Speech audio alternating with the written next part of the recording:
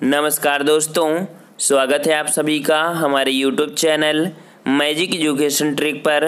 दोस्तों, हमारे चैनल पर रेलवे एग्जाम की तैयारी कराई जा रही है, जहां पर आपको सामान्य ज्ञान, सामान्य विज्ञान और आपके करंट अफेयर की वीडियो अपलोड किए जाते हैं। आज की इस वीडियो में हम लोग वर्ल्ड ज्योग्राफी से संबंधित महत्वपूर्ण प्रश्न पढ़ेंगे और सभी प्रश्न आपके एग्जाम में आए हुए हैं और बहुत ही अच्छे प्रश्न हैं।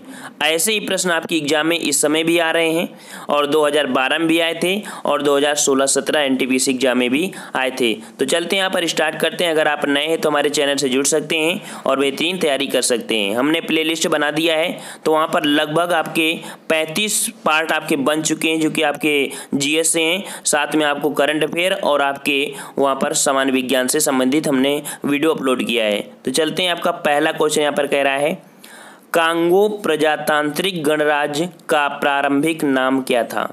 तो आपका जो कांगो प्रजातांत्रिक गणराज्य है, इसका प्रारंभिक नाम क्या था? यहाँ पर आपको आंसर दिख रहा है, ऑप्शन आपका डी यहाँ पर हो जाएगा जायरे। क्या हो जाएगा? जायरे। यह मध्य अफ्रीकी देश जो कि कांगो प्रजातांत्रिक गणराज्य का प्रारंभिक नाम क्या था आपका? जायरे में। अर्थात ये कहाँ पड़ता है आपका? अफ्रीका में पड़ता है। ठीक है, ये कांगो अफ्रीका में पड़ता है। और नेक्स्ट क्वेश्चन को आते हैं। क्वेश्चन आपसे यहाँ पर कह रहा है कि डेनमार्क, आइसलैंड, नॉर्वे, स्वीडन व फिनलैंड मिलकर कहलाते हैं। अर्थात इन सभी देशों को मिलाकर क्या कहा जाता है? ठीक है, तो इन सभी देशों को जो मिलाकर बोलते हैं, ऑप्शन राइट आपका यहाँ पर बी हो जाएगा। ठीक है, बी हो जाएगा आपका स्कैंडिनेविया। ठीक है, इन सभी देशों को मिलाकर बोलते हैं। बी नंबर आपका राइट आंसर यहाँ पर हो जाएगा। ठीक है, यहाँ पर आपका है। नेक्स्ट क्वेश्चन आपसे यहाँ पर कह रहा है कि निम्नलिखित में से किस देश का क्षेत्रफल सबसे कम है? सबसे कम क्षेत्रफल किसका है? तो यहाँ पर आपको पता होगा कि यूरोप की कंट्री है आपकी वेटिकन सिटी। वेटिकन सिटी आपके क्षेत्रफल की दृष्टि से विश्व का सबसे छोटा देश है। ठीक है ना, ऑप्शन राइट आपका यहाँ पर 4 हो जाएगा। वेटिकन सिटी ये आपका सबसे छोटा देश है, जो कि आपकी यूरोप कंटिनेंट में पड़ती है। नेक्स्ट कह रहा है आपसे दुबई है, तो दुबई आपकी कहाँ पर पड़ती है? यहाँ पर आपके 4 ऑप्शन हैं और काफ़ी देखिए ये वीडियो जो आपका है नॉलेज भरा है, आपको पूरा नॉलेज हो जाएगा वर्ल्ड ज्योग्राफी के बारे में। ठीक है, और क्वेश्चन भी आपको देखने के यहीं से मिलते भी हैं। तो यहाँ पर जो दुबई है, ये दुबई आपका कहाँ पड़ता है? तो संयुक्त अरब अमीरात, अर्थात ऑप्शन राइट आपका यहाँ पर सी हो जाएगा। संयुक्त अरब अमीरात में आपका पड़ता है। यहाँ पर देख सकते हैं कि दुबई संयुक्त अरब अमीरात का एक बंदरगाह नगर है। संयुक्त अरब अमीरात एक खाड़ी देश है जिसकी राजधानी आबू धाबी है। ठीक है, राजधानी क्या है आपकी? आबू धाबी है और ये खाड़ी देश है। ठीक है, चलिए नेक्स्ट क्वेश्चन आपसे पूछ रहा है कि ओटावा किस देश की राजधानी है? ओटावा किस देश की राजधानी है? तो ये आपकी राजधानी किसकी है? तो कनाडा की है। किसकी है? कनाडा की। ऑप्शन राइट आपका यहाँ पर देखिए सी हो जाएगा, कनाडा। ठीक है, कनाडा की राजधानी आपकी ओटावा है। और ग्रीनलैंड डेनमार्क के अधीन शासित है। एक भी पॉइंट याद रखना, जो आपका ग्रीनलैंड है ना, उसमें अधिकार जो शासन की दृष्टि से है डेनमार्क में है, वैसे अमेरिका का अधिकार है। ठीक है, ये जो आपका ग्रीनलैंड है अमेरिका के पास में आता है, लेकिन यहाँ पर राजनीतिक दृष्टि से डेनमार्क के अंतर्गत है। ठीक है, और यहाँ पर नॉर्वे की राजधानी देख सकते हैं कि नॉर्वे की राजधानी आपकी ओस्लो। ठीक है, और तथा डेनमार्क की राजधानी कोपेनहेगन। ये आपका काफ़ी अच्छा ये वाला पॉइंट है। ये राजधानी आपसे डायरेक्ट पूछता है कि डेनमार्क की राजधानी तो कोपेनहेगन और आपके नॉर्वे की राजधानी ओस्लो। ठीक है, ओटावा आपकी कनाडा। ये आपकी 4 राजधानियाँ काफ़ी महत्वपूर्ण है। नेक्स्ट कह रहा है आपसे अफ्रीकी देश घाना का पुराना नाम क्या था? अफ्रीकी देश घाना का पुराना नाम क्या था? तो 26 का ऑप्शन राइट आपका यहाँ पर हो जाएगा सी नंबर, अर्थात गोल्ड कोस्ट था। गोल्ड कोस्ट था। ठीक है, वही सी आपका गोल्ड कोस्ट। ऑप्शन राइट आपका सी हो जाएगा। यहाँ पर देख सकते हैं गोल्ड कोस्ट। ठीक है ना, अफ्रीकी देश घाना को सबसे पहले गोल्ड कोस्ट के नाम से जाना जाता था। ठीक है, घाना को। और ये 1957 ईस्वी में स्वतंत्रता के पश्चात इसका नाम आपका क्या हो गया? घाना कर दिया गया। नेक्स्ट कह रहा है आपसे यहाँ पर जिम्बाब्वे को पहले जाना जाता था। जिम्बाब्वे को, तो जिम्बाब्वे का जो पुराना नाम था वो क्या नाम था? ये बहुत बार क्वेश्चन आपसे पूछा गया है। तो ऑप्शन राइट आपका ए हो जाएगा रोडेशिया। ठीक है, जिम्बाब्वे को पहले रोडेशिया के नाम से जानते थे। यहाँ पर देख सकते हैं रोडेशिया के नाम से जानते हैं। और इस देश की सीमा जाम्बिया, मोजाम्बिक व दक्षिण अफ्रीका व बोत्सवाना से सटी हुई है आपकी जिम्बाब्वे की। ठीक है, नेक्स्ट कर आपसे सिटी ऑफ गोल्डन गेट है। सिटी ऑफ गोल्डन गेट है, ये आपका कहाँ पर स्थित है? ठीक है। तो सिटी ऑफ गोल्डन गेट आपका है ऑप्शन राइट आपका यहाँ पर हो जाएगा 2 अर्थात सैन फ्रांसिस्को। ठीक है, सैन फ्रांसिस्को में आपका है। और देख सकते हैं आपका कि संयुक्त राज्य अमेरिका के पश्चिमी नगर सैन फ्रांसिस्को को सिटी ऑफ गोल्डन गेट कहा जाता है। सैन फ्रांसिस्को फिल्म उद्योग के लिए जाना जाता है। आपका जो सैन फ्रांसिस्को है ये आपके फिल्म उद्योग के लिए जाना जाता है। ठीक है ना। तो यहाँ पर देख लिया कि क्वेश्चन आपका है city of golden gate. Next question है आप यहाँ पर देखिए कितनी बार क्वेश्चन आपका पूछा गया है कि किस देश को उगते हुए सूर्य के रूप में जाना जाता है। बहुत बार क्वेश्चन आपका आया है। ठीक है, यहाँ भी आया और हर एक एग्जाम में आ जाता है। तो किस देश को उगते हुए सूर्य को नाम जानते हैं, तो ऑप्शन राइट आपका यहाँ पर सी हो जाएगा, जापान को जानते हैं। ठीक है, जापान को। तो देख सकते हैं आपको जापान के बारे में अच्छे से दे दिया है कि जापान को जापानी लोग निप्पन और निहान के रूप में जानते हैं। अर्थात जो पूछा जाए कि जापान को जापानी लोग किस भाषा में जानते हैं या बोलते हैं, तो निप्पन के नाम से जानते हैं और इसी नाम को आधिकारिक तौर पर जापान में प्रयोग किया भी जाता है। और दोनों यहाँ पर शब्द आपके देखो दिए गए हैं, निप्पन और निहान, इनको मिलाने का मतलब होता है सूर्य, और आपका यहाँ पर इसका ये हुआ निकलना, मतलब कि वही होता है सूर्य आधार से निकलना, अर्थात उगते हुए सूर्य कहा जाता है यहाँ पर। ठीक है, जापान को। और नेक्स्ट क्वेश्चन आपसे यहाँ पर कह रहा है कि मंदारिन का अर्थ क्या नहीं है। मंदारिन का अर्थ क्या नहीं है ये पूछ रहा है आपसे। ठीक है ना। तो यहाँ पर देखिए आपका ये कह रहा है पहला पॉइंट कि चीन के शहर का नाम है, तो भाई चीन के शहर का नाम तो नहीं है, ये तो गलत है आपका। लेकिन दूसरा पॉइंट है यह चीन एक भाषा है, ये भी सही है। यह चीन की एक जनजाति, ये भी सही है। और विश्व में सबसे अधिक बोली जाने वाली भाषा भी आपकी मंदारिन ही है। ठीक है ना। तो यहाँ पर ऑप्शन राइट आपका यहाँ पर ए गलत हो जाएगा, ये आपके चीन का शहर नहीं है। नेक्स्ट क्वेश्चन आपसे कह रहा है पेरू का सामान्य भारवाहक पशु है। तो पेरू का जो सामान्य जो भारवाहक पशु है, वहाँ का जो पशु होता है भार ढोने का काम करता है, वो आपका कौन सा है, तो ऑप्शन राइट आपका यहाँ पर हो जाएगा सी, लामा। ठीक है, लामा। यहाँ पर देख सकते हैं लामा जो है ये एक ऊँट की प्रजाति होती है। और यहीं से क्वेश्चन एक बायोलॉजी से बनता है कि किसके ब्लड में आपकी जो लाल रक्त कणिकाएं होती है इसमें केंद्रक पाया जाता है। क्योंकि आपको याद रखना है कि मनुष्य के ब्लड में केंद्रक नहीं होता, प्लाज्मा में होता है। लेकिन यहाँ पर एक अपवाद के तरीके से देखा जाए कि स्तनों में आपका लामा ही है, जिसके स्तनों में, ठीक है, स्तनियों में एक लामा ही है जिसके ब्लड में अर्थात लाल रक्त कणिकाओं में केंद्रक होता है। ये पॉइंट आपको याद रखना है। तो ये लामा आपका एक ऊँट की प्रजाति है। ठीक है, और ये आपका पेरू का भारवाहक आपका पशु लामा है। ठीक है। नेक्स्ट क्वेश्चन आपसे कह रहा है कि रॉकी, एंडीज, एटलस और हिमालय किस प्रकार के पर्वत हैं। तो देखिए आपके जैसे हिमालय पर्वत है आपका वलन क्रिया से बना है। किससे बना है, वलन क्रिया से बना है। तो एक पॉइंट अगर आपको पता होता तो अगला जरूर आ जाता।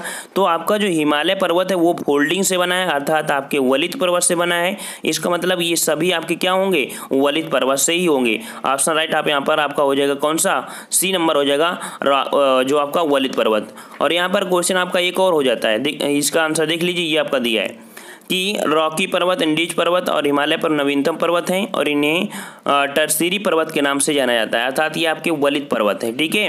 और यहाँ पर कह रहा है सबसे ऊंचाई पर स्थित युद्ध स्थल बताइए कौन है। तो सबसे ऊंचाई पर स्थित आपका युद्ध स्थल देखिए कौन सा हो जाएगा, सियाचिन होगा या पामीर होगा या एंडीज होगा या आल्पस होगा। तो युद्ध स्थल की अगर बात कर रहा है तो आपका यहाँ पर हो जाएगा कौन सा, ऑप्शन राइट आपका फर्स्ट हो जाएगा, सियाचिन हो जाएगा। ठीक है, सियाचिन इसमें। और ये आपके है कहाँ पर, तो आपके ये देख सकते हैं कि जम्मू कश्मीर, अर्थात ये सर्वाधिक ऊंचाई पर स्थित युद्ध स्थल सियाचिन ग्लेशियर है जो जम्मू कश्मीर के उत्तरी भाग में है। कहाँ पर है, उत्तरी भाग में आपका ये स्थित है। नेक्स्ट क्वेश्चन आपसे कह रहा है यहाँ पर कि एशिया में अंतर पर्वतीय पठार कौन सा है। एशिया में अंतर पर्वतीय पठार कौन सा है, तो यहाँ पर आपके देखो दिया गया है, एशिया की बात कर रहा है अंतर पर्वतीय पठार। तो 34 का ऑप्शन राइट आपका यहाँ पर हो जाएगा, जो सी नंबर है, तिब्बत। ठीक है, सी नंबर आपका तिब्बत है, ये आपका अंतर पर्वतीय पठार है। यहाँ पर देख सकते हैं आपका कि एशिया में अंतर पर्वतीय पठार तिब्बत का पठार है। यह पठार हिमालय के उत्तर में तथा पामीर की गांठ के पूर्व में स्थित है। अब यह क्षेत्र आप चीन का हिस्सा है, अर्थात ये आपका जो तिब्बत आया चीन के हिस्सा आपका आता है। ठीक है।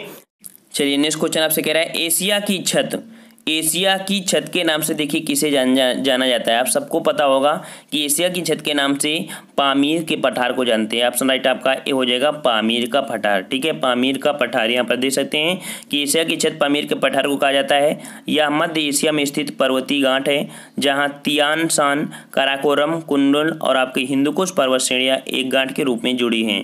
नेक्स्ट कह रहा है आपसे यहाँ पर अंतोलिया पठार स्थित है। अंतोलिया पठार, तो आपको पता होगा कि अंतोलिया पठार आपका पश्चिमी एशिया में है। कहाँ पर है? पश्चिमी एशिया में।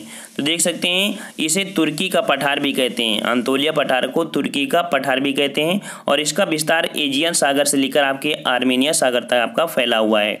नेक्स्ट कर आपसे पवन के अपरदनात्मक कार्यों के परिणाम स्वरूप 3 फलक या पार्श्वों वाले कठोर शैल के टुकड़ों को क्या कहते हैं? अर्थात जो पवन के अपरदन द्वारा जो भी परिवर्तन होता है तो वो जो टुकड़े होते हैं उनको क्या बोलते हैं? ऑप्शन राइट बी हो जाएगा, ड्राई काउंटर बोलते हैं उन्हें, ड्राई काउंटर। इसके बारे में आपका दिया गया है और आप हमारे इस PDF को हमारे टेलीग्राम नंबर से ज्वाइन कर लीजिए, वहाँ पर आपको ये PDF मिल जाएगी। टेलीग्राम की लिंक आपको हमारे वीडियो के नीचे डिस्क्रिप्शन बॉक्स में दे दी गई है, तो वहाँ पर उसे आपको क्लिक करके पा सकते हैं। नेक्स्ट क्वेश्चन आपसे कह रहा है यहाँ पर कि विश्व का सबसे ऊंचा पर्वत शिखर कहाँ पर है? तो विश्व का सबसे ऊंचा पर्वत शिखर कहाँ पर है? तो ऑप्शन राइट आपका यहाँ पर सी हो जाएगा, नेपाल। ठीक है, नेपाल में स्थित है और ये नेपाल में स्थित है। तो देख सकते हैं कि विश्व का सबसे ऊंचा पर्वत शिखर माउंट एवरेस्ट है। माउंट एवरेस्ट यह पर्वत शिखर हिमालय पर्वत का सबसे ऊंचा है, अर्थात 8,848 है। ठीक है, 8,048 मीटर आपका है जो नेपाल में स्थित है। ठीक है, नेक्स्ट कह रहा है आपसे यहाँ पर कि कोटोपैक्सी कहाँ पर स्थित है? देखिए कोटोपैक्सी एक ज्वालामुखी है।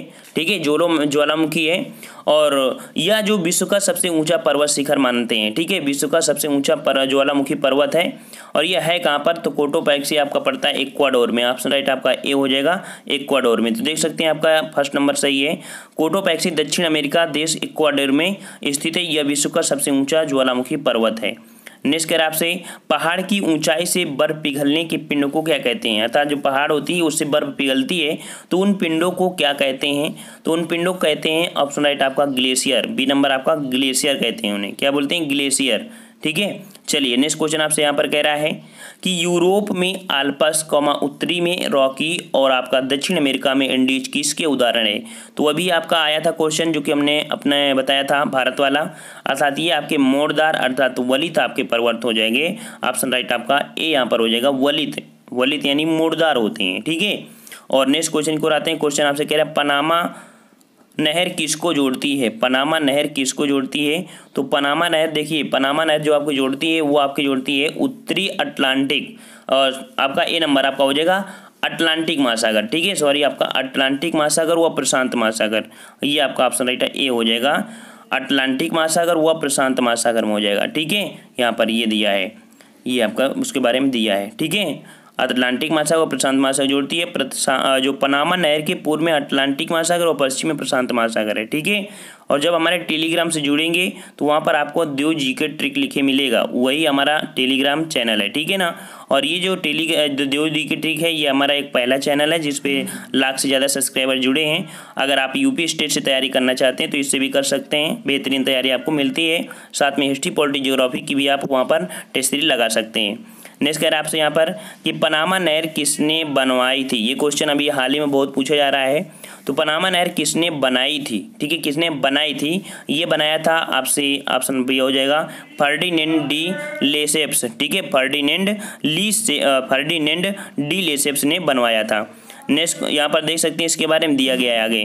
नेक्स्ट कह रहा है आपसे सुएज नहर किसने बनवाई? वही क्वेश्चन आपका फिर से आ गया और ऑप्शन राइट आपका हो जाएगा फर्डिनेंड डी लेसेप्स। नेक्स्ट कह रहा है आपसे यहाँ पर बाल्टिक समुद्र को उत्तरी समुद्र से मिलाने वाली नहर बताइए। जो बाल्टिक समुद्र को उत्तरी समुद्र से मिलाती है वो आपकी नहर कौन सी है? ऑप्शन राइट आपके यहाँ पर फर्स्ट हो जाएगा, कौन सी? कील नहर। कौन सी? कील नहर है। और ये देख सकते हैं कि कील नहर बाल्टिक सागर को उत्तरी सागर से जोड़ती है। काफ़ी बार क्वेश्चन आपका पूछा गया है। नेक्स्ट कह रहा है आपसे कि निम्नलिखित में से कौन सी नहर नहीं है? नहर कौन सी नहीं है? यहाँ पर देखिए कौन सी नहर नहीं है। तो कील नहर आपने नाम सुना होगा, पनामा नहर सुना है अपने, सुएज नहर, और राइन एक नदी है। क्या है? राइन एक नदी है। तो यहाँ पर देखिए राइन पश्चिमी यूरोप में बहने वाली नदी है। कील, पनामा और सुएज ये नहरें हैं। कील नहर जर्मनी में, पनामा नहर आपके रिपब्लिक पनामा में, और आपकी सुएज मिस्र में बहती है आपकी। नेक्स्ट कह रहा है आपसे कि विश्व की सबसे बड़ी झील कौन सी है? विश्व की सबसे बड़ी झील कौन सी है? तो यहाँ पर देखिए आपके 4 ऑप्शन दिया है। ठीक है, और विश्व की सबसे बड़ी झील आपकी जो हो जाएगी यहाँ पर आपकी कैस्पियन होती है। ठीक है, कैस्पियन सागर। और कैस्पियन सागर इसका कुल क्षेत्रफल काफ़ी आपका बड़ा है और इसकी सीमा कई देशों से है, अजरबैजान, कजाकिस्तान, तुर्कमेनिस्तान ये है ना। तो इसका जो वफीन झील नाम दिया गया है, ऑप्शन आपका यहाँ पर दिया गया है बी नंबर, कैस्पियन सागर। ठीक है, कैस्पियन झील यही आपकी विश्व की सबसे बड़ी झील है। ठीक है ना। नेक्स्ट कह रहा है आपसे दुनिया की सबसे बड़ी मीठे पानी की झील। तो भाई दुनिया की मीठे पानी की झील कौन सी हो जाएगी? यहाँ पर आप लोगों ने पढ़ा होगा कि आपकी लेक सुपीरियर आपकी झील हो जाएगी, ए नंबर लेक सुपीरियर झील। तो यहाँ पर आपकी विश्व की मीठे पानी झील है लेक सुपीरियर। ठीक है ना। और ये आपके उत्तरी अमेरिका में पड़ती है। ठीक है। और जबकि विश्व की सबसे बड़ी खारे पानी की कैस्पियन सागर है। नेक्स्ट क्वेश्चन आपसे यहाँ पर कह रहा है कि निम्नलिखित में से कौन सी झील दुनिया की प्राचीनतम और सर्वाधिक गहरी ताजे पानी की झील है? ठीक है, दुनिया की सबसे प्राचीनतम है और सर्वाधिक गहरे पानी की झील है। यहाँ पर आपके 4 ऑप्शन दिए गए हैं और ऑप्शन ए है आपका टिटकाका, ऑप्शन बी है लेक बैकाल, लेक चिल्का और लेक सुपीरियर। यहाँ पर ये क्वेश्चन हमारे इस वीडियो का अंतिम क्वेश्चन था। आपको इस क्वेश्चन का जवाब सही देना है और हम लोग नेक्स्ट पार्ट में लेके आएंगे इसका आंसर। साथ में आपके काफ़ी और ही अच्छे आपके क्वेश्चन हैं। लगभग 1-2 पार्ट में आपकी वर्ल्ड ज्योग्राफी समाप्त हो जाएगा। ठीक है, तो आप अच्छे से तैयारी करते रहिए। प्लेलिस्ट हमने बना दिया है, तो वहाँ पर डेली का डेली आप रिवीजन करते रहिए। हम लोग मिलते हैं एक नए वीडियो के साथ। तब तक के लिए धन्यवाद। जय हिंद, जय भारत।